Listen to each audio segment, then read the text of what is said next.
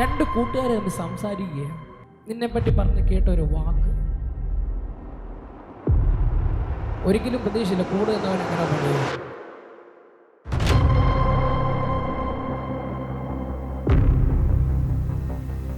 ഞാൻ എവിടേക്കും പ്രിയ ബ്രദറിനോടാണ് സംസാരിക്കുന്നത്. എല്ലാം ഉണ്ട്, പക്ഷേ അഭിമാനം ഇപ്പം നോക്കിക്കഴിഞ്ഞാൽ ഇപ്പോഴത്തെ സാഹചര്യം എടുത്ത് ഞാൻ തല കുനിഞ്ഞ് നടക്കേണ്ട അവസ്ഥയാണ്. ശരിയാണോ ബ്രദറെ? ഞാൻ എവിടെ നിൽക്കുമ്പോൾ ബ്രദറിനെ കാണുന്ന ഒരു കാഴ്ച എങ്ങനെയാ? അഭിമാനം. പലപ്പോഴും എല്ലാവരുടെയും മുമ്പിൽ എല്ലാം ഉണ്ടായിരുന്ന ഒരു സാഹചര്യം, കൃത്യമായി പറഞ്ഞു കഴിഞ്ഞാൽ ഒരു 3 വർഷത്തിന് മുമ്പ് തൻ്റെ ലൈഫ് എടുത്ത് നോക്കി കഴിഞ്ഞാൽ എല്ലാം കൊണ്ടും പക്കയായിട്ട് ജീവിക്കുന്ന ഒരു യൗവനക്കാരൻ. ശരിയാണോ? എഴുന്നേറ്റ് ബ്രദർ, നമുക്ക് എഴുന്നേറ്റ് വന്നോ. ഇങ്ങ് പോരെ. ഇന്ന് ബ്രദറിൻ്റെ സീസണെ സ്വർഗം തിരിക്കുക. ഞാൻ ഒന്ന് വിശ്വസിക്കുന്നുണ്ട്, ഇന്ന് ബ്രദറിൻ്റെ സീസണെ ദൈവം തിരിക്കുക. ഞാൻ കാണുന്നൊരു കാഴ്ച എങ്ങനെയാണ്? ഒരു 3 വർഷം മുമ്പ് എല്ലാം ഉണ്ടായിരുന്നൊരു യൗവനക്കാരൻ, ഒന്നിനും കുറവില്ല. നാട്ടുകാർ നോക്കുമ്പോൾ, വീട്ടുകാർ നോക്കുമ്പോൾ സൗഭാഗ്യങ്ങൾ ഉള്ള ഒരുവൻ, കൂട്ടത്തിൽ ആർക്കും കിട്ടാത്ത ആദ്യമേ എല്ലാം ലഭിച്ചവൻ. പക്ഷേ ഏതോ ഒരു നിമിഷത്തിൽ എവിടെയോ ഒരു തകർച്ച വന്നത്. ഞാൻ കാണുന്നൊരു കാഴ്ച ഇങ്ങനെയാണ്, മാനസികമായിട്ട് തകർന്നൊരവസ്ഥ എന്നെ കർത്താവ് കാണിക്കുന്നു. ശരിയാണോ? കൃത്യം പറഞ്ഞാൽ ഒരു 2.5 വർഷം മുമ്പ്. ശരിയാണോ? ഒരിക്കലും പ്രതീക്ഷിച്ചില്ല. ഞാൻ അങ്ങനെ ഒരു സാഹചര്യം കർത്താവ് കാണിക്കുന്നത്. 2.5 വർഷം മുമ്പ് എടുത്ത് നോക്കിക്കഴിഞ്ഞാൽ ഒരിക്കലും പ്രതീക്ഷിക്കാത്ത, സത്യം പറഞ്ഞാൽ അതുകൊണ്ടുകൂടി മനസ്സ് തകരുമായിരുന്നു. അതുകൊണ്ടുകൂടി എല്ലാം. പക്ഷെ എൻ്റെ കർത്താവ് പറയുന്നത്, ഈ അഭിമാനം ഉണ്ടല്ലോ, ഈ കാനാവിലെ വീട്ടിൽ നടക്കുന്ന കാര്യം വെച്ച് ഈ അപ്പൻ്റെ അഭിമാനം പോയി കഴിഞ്ഞാൽ എല്ലാം തീരുകയാണ്, കുടുംബം തകരുകയാണ്. പക്ഷെ എന്നോട് കർത്താവ് പറയുന്നു, നിന്റെ തകരത്തില്ല. എന്നോട് കർത്താവ് ഒരു വേട് പറയും, തകരത്തില്ല ബ്രദറെ, തകരത്തില്ല. ഇനി ഞാൻ നിന്നെ നോക്കി വിളിച്ചു പറയുക, ഇന്ന് ഇവിടെ വന്നത് നിന്റെ ലൈഫ് തിരിയുന്ന ദിവസമായിരിക്കും. അഭിമാനം. ഞാൻ കാണുന്ന കാഴ്ച ഇങ്ങനെ, അഭിമാനം പലരോടും പലതും ചോദിക്കാൻ മടിക്കുന്ന ഈ അഭിമാനം കൊണ്ടാ. കൈശൂന്യമാകുമ്പോഴും ഒരാളോടൊന്ന് വിളിക്കാൻ മടിക്കുക. പലപ്പോഴും പല കല്യാണ വീടുകളിൽ പോലും പോകാതെ, പലപ്പോഴും ആള് കൂടുന്ന ഒരിടത്തും പോകാതെ, പലപ്പോഴും ഒറ്റയ്ക്ക് വീടിനകത്ത് മാത്രം ഒതുങ്ങിക്കൂടുന്നൊരു കാലം. ഒരു 4 മാസം എടുത്ത് നോക്കിക്കഴിഞ്ഞാൽ, കൃത്യം 4 മാസം എടുത്ത് നോക്കിക്കഴിഞ്ഞാൽ എല്ലായിടത്തും ഒഴിഞ്ഞൊഴിഞ്ഞ് നിൽക്കുകയാ, എങ്ങും പോത്തില്ല. ശരിയാണോ?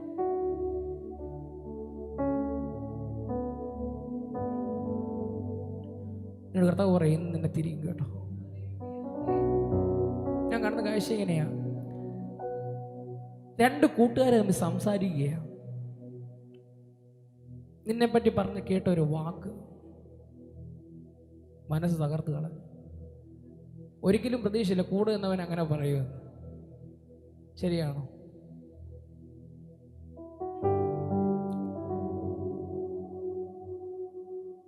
കൂടെ ആരും ഇല്ലാത്തവനാ കർത്താവുള്ളത്.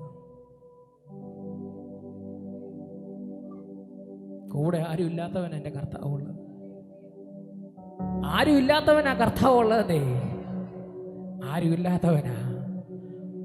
ഒന്ന് ഇങ്ങനെ ചേർത്ത് പിടിക്കാൻ പോലും ആരും ഇല്ലാത്ത സാഹചര്യം.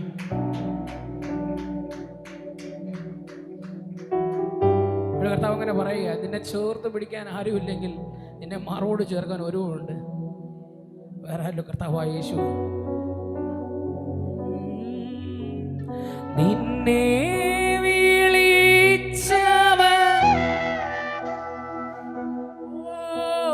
കണ്ണിൻ മണി പോലെ കാത്തിടുമേ അന്ത്യം വരെ.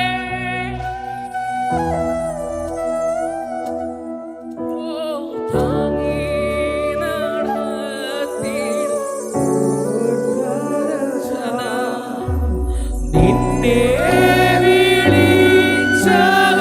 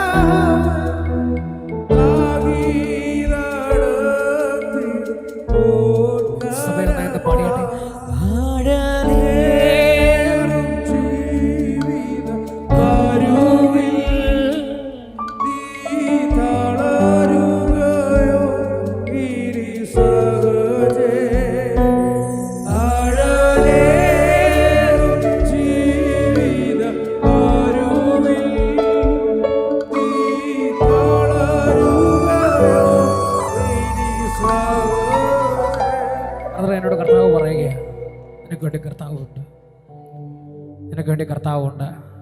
എഴുതി വെച്ചോ, നിന്റെ നഷ്ടപ്പെട്ട വർഷങ്ങളെ ദൈവം നിനക്ക് തിരികെ തരാൻ പോകുകയാണ്. എന്നോട് കർത്താവ് പറയുക, നീ അടുത്തൊരു സീസണിലോട്ട് എൻ്റർ ആവുക. എഴുതി വെച്ചോ, ഇന്നത്തെ ദിവസം നീ ഇവിടെ വന്നത് കർത്താവിൻ്റെ കൃപയൊന്നുകൊണ്ട് മാത്രമാണ്. ഞാനൊന്നും വിശ്വസിക്കുന്നു, ഞാൻ പറയുന്നൊരു കാര്യമാണ്, അല്ലെങ്കിൽ ഞാൻ എപ്പോഴും വിശ്വസിക്കുന്നൊരു കാര്യമാണ്, ഇതിനകത്ത് കയറി ഒരു തിരഞ്ഞെടുക്കപ്പെട്ടവരാണ്. ഞാൻ കർത്താവിനോട് പറഞ്ഞ, കർത്താവ് ഇതിനകത്ത് സെലക്റ്റഡ് ആയവർ മാത്രമേ വരാവേ അപ്പ. ആളില്ലേലും വേണ്ടിയില്ല കർത്താവ്, സെലക്റ്റഡ് ആയവർ മാത്രമേ വരാവൂ. ഞാൻ ഒന്ന് വിശ്വസിക്കണം ബ്രദറെ, ഇന്നത്തെ ദിവസം കൊണ്ട് നിന്റെ ചരിത്രത്തെ സ്വർഗം തിരിക്കുക. ഞാൻ ആത്മാവിൽ നിന്നെ നോക്കി പ്രവചിച്ച് പറയാ, നിനക്ക് നഷ്ടപ്പെട്ട എത്ര വർഷമാണോ ആ വർഷത്തെ സ്വർഗം നിന്നെ തിരികെ തരാൻ പോകുകയാണ്. നിന്റെ കുടുംബവുമായിട്ട് ബന്ധപ്പെട്ട് കിടക്കുന്ന ആ അപവാദത്തെ നിന്റെ കർത്താവ് പറഞ്ഞ് ഈ നിമിഷം സ്വർഗം അതിനെ ബ്രേക്ക് ചെയ്യുകയാണ്. ഈ നിമിഷം മുതൽ നിന്റെ ലൈഫിൽ ഡിപ്രഷൻ കൊണ്ടിരുന്ന നിന്നെ ഡിപ്രഷനിലേക്ക് കയറ്റി നിന്നെ തകർത്ത് ആത്മഹത്യയുടെ വക്കിൽ കൊണ്ടെത്തിച്ച,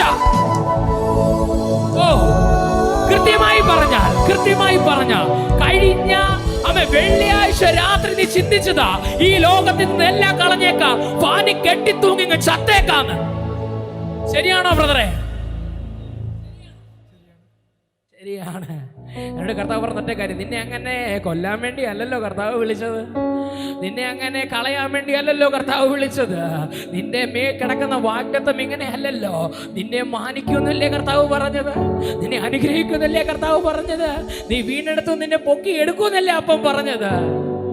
എന്നോട് കർത്താവ് പറയുക, നിന്നെ സ്വർണം എടുക്കാൻ പോവുക എന്ന് എഴുതി വെച്ചോ. നിന്റെ ഇന്ന് മുതൽ നിന്റെ ഡിപ്രഷൻ മൈൻഡ് ഇവിടെ ക്യാൻസൽ ചെയ്യുക.